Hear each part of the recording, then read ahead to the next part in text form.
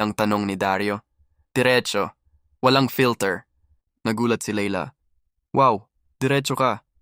Sorry, napakamot si Dario. Ganito lang ako. Huminga si Layla. Hindi ako selos, sabi niya. Pause. Pero hindi ako fan ng version mo na, yan. Anong version? Yung pinipilit mong maging nakakatawa, para lang mapansin. Aray. Ikaw? Tanong ni Dario, medyo defensive na. Hindi ba ganun ka rin dati?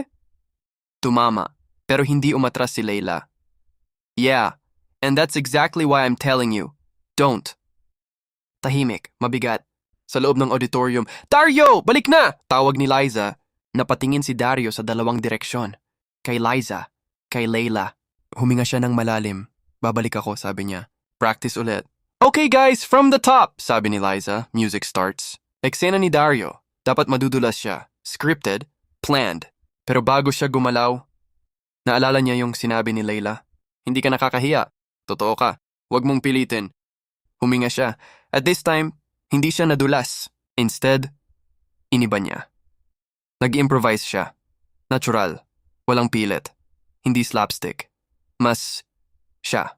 Tahimik ang grupo, then may tumawa. Totoo, hindi pilit. Sumunod ang iba, mas malakas. Si Liza, napangiti. Iba yung tingin niya ngayon. Pagkatapos ng run, wait, sabi ng isang member, mas okay yun ah. Yeah, dagdag ng isa, mas natural. Lumapit si Liza kay Dario. Ang galing mo dun, sabi niya, hindi ka nadulas. Ngumiti si Dario, hindi kailangan eh. Sa pintuan, nakasandal si Layla, tahimik.